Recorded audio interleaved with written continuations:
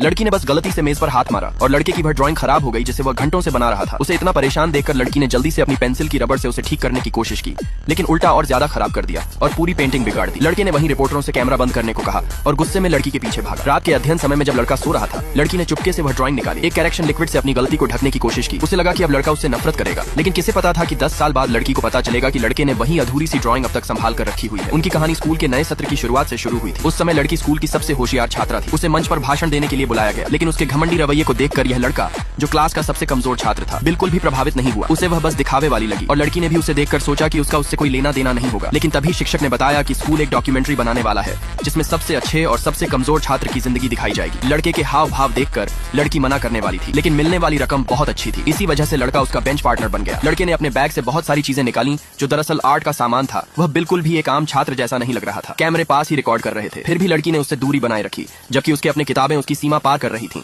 लड़की के सख्त स्वभाव के कारण लड़का उसे परेशान करने की हिम्मत नहीं करता था, लेकिन एक बार गलती से उसने उस पर सॉस गिरा दी। माफी मांगते ही लड़की ने गुस्से में उसी सॉस का पैकेट दबाकर उसे पूरा गंदा कर दिया। इसके बाद लड़का उससे दूर रहने लगा, लेकिन खेल की क्लास में लड़की ने उसे पकड़कर अपने सामने कर लिया और खेल एक तरह से बचाव का खेल बन गया। कई बार गेंद लगने से लड़का चक्कर खा गया। जब एक तेज गेंद आई तो वह झुक गया और गेंद सीधा लड़की के माथे पर लगी, जिससे वह गिर गई। लड़के को बहुत बुरा लगा और उसने तुरंत हाथ बढ़ाकर उसे उठाने की कोशिश की, लेकिन लड़की ने उसका हाथ पकड़कर जोर से दबा दिया। उसी दिन लड़की ने देखा कि यह लड़का वही किताब पढ़ रहा है जिसे वह लेना चाहती थी। उसने उसे तुरंत लौटाने को कहा, लेकिन लड़के ने वही किताब बंद की और उसे तकिया बनाकर सो गया। लड़की ने गुस्से में किताब छीन ली ताकि उसे खुद लौटा सके, लेकिन लाइब्रेरी से निकलते वक्त उसने देखा कि खराब नंबर लाने वाला यही लड़का स्कूल में सबसे ज्यादा किताबें पढ़ता है और उसका ज्ञान उससे भी कहीं आगे है।